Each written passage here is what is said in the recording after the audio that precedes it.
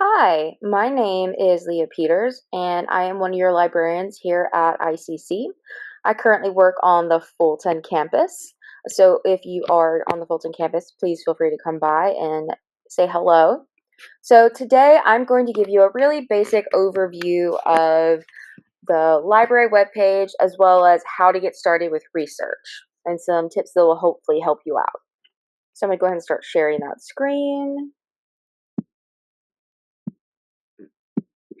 All right, so let's get started. So first things first, you need to know where the library page is. Thankfully for us, it's really easy to get to. When you are on that ICC homepage, all you have to do is look up here at the top in blue where we have the little tabs and look for where it says library. So it's going to be between Canvas and email. If you are on some sort of mobile device, you will have to click a drop down, but it still should show up right there around email and Canvas. So once we click library, we're taken directly to the page. So one thing that often will show up when you come to this page is a box that pops up and asks, do you need help? So when this pops up, that lets you know one of our librarians is online and available to chat. So if you ever need help, we always encourage utilizing that service that we have. So as well, we have a 24/7 chat that you can use. You will not be speaking to one of us if this says offline and you click down here where it says ask a librarian in the red, but you will be speaking to a librarian. So anytime you need help with something, that is available for you. As well, on this homepage, we have a library calendar, lets you know what's going on in the library, some of the basic contact information for us, as well as a link to some of our services such as our library catalog that you can search, as well as Hoopla, which is the digital service we subscribes to, where you have access to ebooks, audiobooks, movies, music, TV shows, a whole bunch of good stuff. If you need help signing up for an account, please feel free to email any of us and we will send you information on how to create that account. We also have our library hours listed here.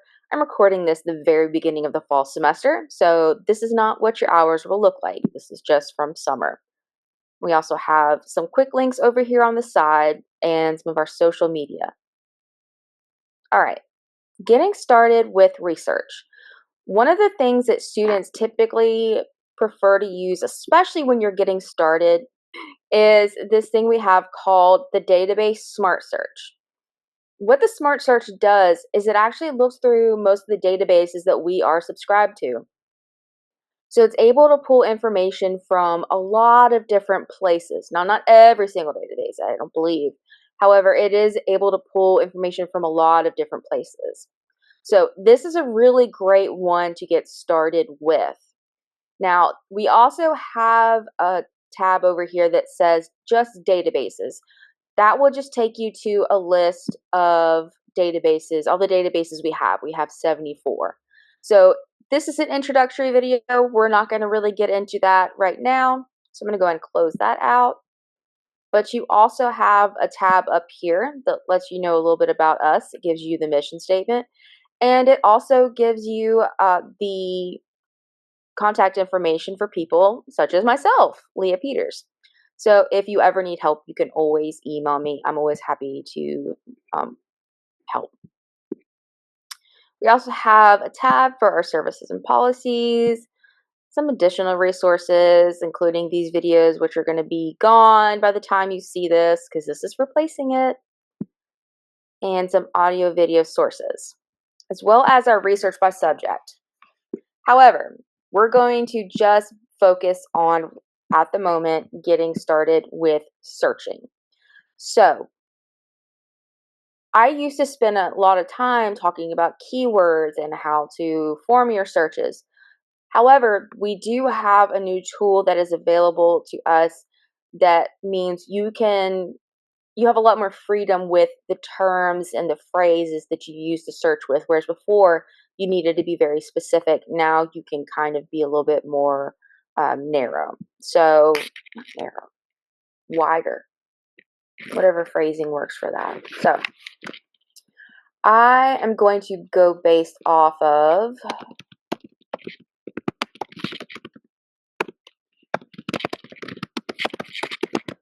simply because I know we've had classes that have covered conspiracy theories. And I had someone who was working on something in my house recently telling me about chemtrails. And so I just figured, you know what, this is on my mind. This is what we're going to search for. But any search that you are interested in doing, if you're doing a paper where you need to talk about a culture, or if you're needing to search for information about a world problem, you can come to someplace like this and type whatever it is. As well, if you are having a hard time with coming up with an idea of what you even want to search, you can always go to Google. That's great.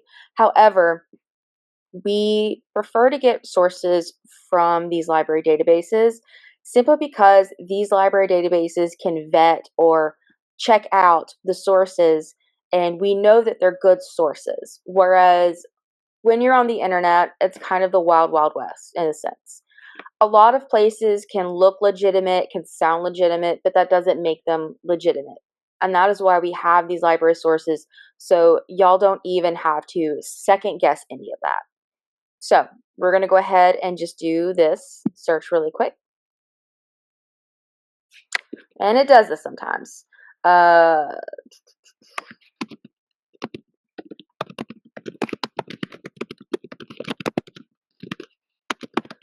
Sometimes you have to do this, sometimes you don't. Okay, so I want you to note one thing really quickly is that right here we're getting 23 results for just this as it is. So thankfully, when you are doing the smart search, this right here a lot of times is going to be clicked for you. If it's not, you definitely want to make sure that where it says full text is highlighted in blue. That lets you know that the articles shown are articles you can actually access and read, and not just a record that we have. So one really awesome new tool that we have is called natural language. So what this does is it basically uses AI to take what you've written and try out different queries to get you better results. So already we have more results as well. When we're looking at the titles, these seem just a little bit more streamlined. So let's see. Without natural language, 23 results. And we're just starting off with, I guess, some of the more recent things or things that very specifically state conspiracy theories or have those words. So choosing natural language, I'm getting better results. So I'm going to go ahead and click down here where it says access now. Oftentimes, you have the different ways of accessing. Please do not, I hope I'm not giving you motion sickness doing this. But a lot of times what you'll see is you have different ways of accessing it. So because this one is available on a database that is hosted by a company called Gale, rather than, if you can see up here at the corner, it says E for EBSCO. So if a database is hosted in EBSCO, you will immediately be able to just click on PDF access and get to it that way. However, these are hosted outside in specific databases, so you will need to click down here where it says access now. But it should take you right there. Now, sometimes you may have an issue like this, where you may have to do a couple extra clicks.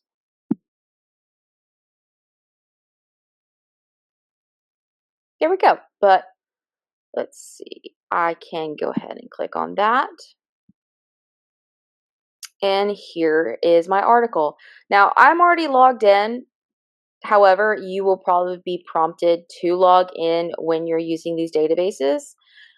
All you need is your ICC username and your password. I will say sometimes if you haven't updated your password recently, it may not let you get in. But if you're ever having any issues with that, please feel free to email us. We're always happy to help. So, one of the great things about utilizing database sources that you do not have when you're just using plain old Google is we can get the citations from here. So, if you're wanting to use this article for your paper, you're going to need that citation. How do you get it? If you're like me, you don't want to have to do it from scratch. So all I have to do is come up here on this particular database. It's up here. Find where it says cite. Once I click that, it's automatically going to default to MLA. So if you are working with MLA, all you have to do is highlight and then left click or right, depending on your computer, and select copy, and then you can paste that directly onto your works cited page.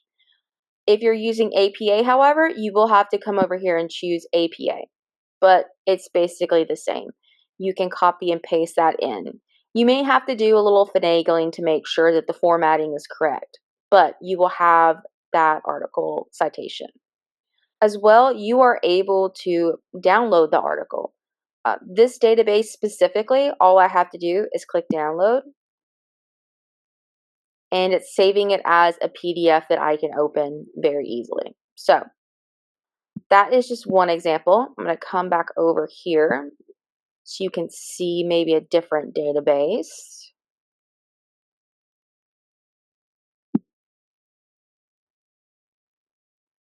Okay, so this article that was in the Smart Search, banning chemtrails, can you legislate away a conspiracy theory?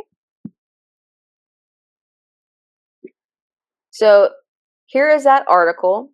And similar to that different other database that we looked at the other article in, you also have that option to get the citation.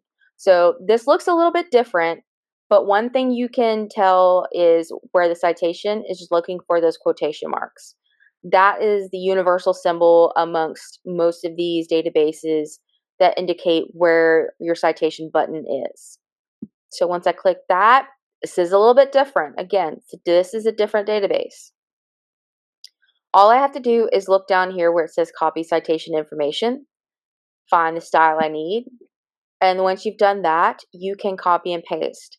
I will warn, if you are on Newsbank, you may have to do a little extra searching because a lot of times, because these are news articles, they don't always have the author readily noted there.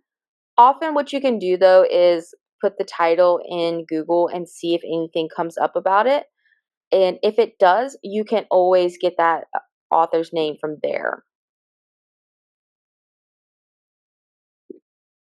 Okay, so I'm going to do a little bit of a different search just so I can show you some features that we have. All right.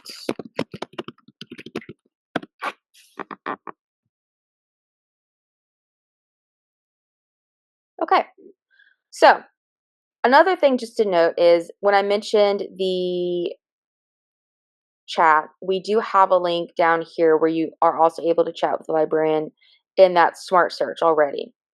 So a couple of things to keep in mind when you are doing searches. So for the chemtrails, we didn't have a whole lot of results, right? However, with this one, we do. So for a topic like Alzheimer's, where I have so many results, it helps to kind of narrow that down a little bit. So to do that, I have these filters up here at the top. So one of the filters I can quickly utilize is the time period where the article has been posted. So anything technology or medical related, you're going to want to have the most recent information. So for Alzheimer's, I'm going to go ahead and choose past 12 months. Okay, so still significantly less. So this time we have 81,000 results. Still, I can narrow it down more. So I am an English speaker. That is the only language, unfortunately, I am able to speak, which is sad, but true. So I'm going to go ahead and click English, and that'll give me even more narrowed results.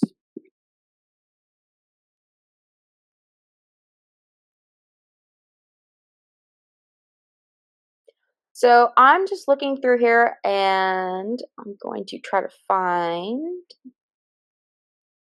Okay. So here is a good example. So in this article, which I will not even try to pronounce a lot of that. However, we're going to use it just because it's a good example of what the features I want to show you. So on this article, rather than saying access now with a little open link thing that takes you to another window, this one has access options. So I'm going to go ahead and click where it says PDF. And so this is actually going to open up in this database, that Smart Search database, because this article is hosted in the same company's database, in a EBSCO database. So it's hosted in an EBSCO database, therefore it's showing up. And when I'm saying all that, it's basically like saying a YouTube video or a video on Vimeo, based off of where it's saved. So for this article, if I am needing that citation, still, I just look for those quotation marks, and up here at the top, I'm able to get that. This, again, they're all going to be a little different, where I have to come down here and select my style. So for example, we're going to use MLA again. I just scroll until I find that, and then I am able to copy and paste. I will say sometimes it's good just to double check those citations. I would say 9 out of 10 times there's no problems, but every now and then there may be a small issue in there. You're also able to download the articles. So when I have it pulled up as a PDF like this, it will go ahead and download it as a PDF. So I do have that option. A lot of times you can also save these into a cloud accounts. However, me personally, I feel like it's most useful to save something as a hard copy onto your computer, as well to get those citations. If you have those citations, you'll be good. And you can always get back to that article. So for example, you have the citation, but you didn't download the article. All you have to do is come to that Smart Search, probably turn the natural language off, and then put the title of the article you're trying to find in that Smart Search. So quickly moving over, since we're just kind of doing our introduction to research, we've covered that Smart Search, which is heavily utilized by students. Another thing, though, to keep in mind, and that is super helpful, is a tab on our homepage that says Research by Subject. So it's one of it in the red. When I click that, it takes me to guides that cover different subjects or different topics. We do have for history and geography, natural science, we have nursing, health science. Okay, health science would be nursing. So we do have these, however, probably you're here for English and literature. So clicking on English and literature, we actually have it broken down by both class and instructor. So say, for example, you're taking Miss Begnow's English Comp 1 class. You would click there, and we'll have databases chosen for you based off of that assignment. So this is from a previous assignment. Don't know if this is what English Comp 1 is going to be working on this semester, but this one was a global problem. So here we have databases that we have pulled that we feel like are the most helpful for this topic. So that is another way to go about your research. However, especially if you're just getting started, you may feel more comfortable using that Smart Search. But we always encourage, as you become more comfortable with your research, branching out and trying some of these databases individually. JSTOR is one of those that probably won't show up in that Smart Search, but is a great database to use, as well as SIRS Researcher and Points of View Reference Source.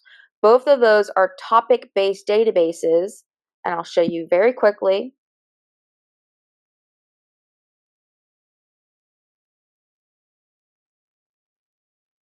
And these have actual topics. So if you're struggling to come up with a topic, this is a great place to go. And so that is going to pretty much conclude our introduction to research and the library webpage. I hope this has been helpful, and I will probably have to go back and edit a little bit because there were a few weird glitches, but Hopefully this was helpful. Feel free to reach out to us anytime if you need extra help. Thanks so much.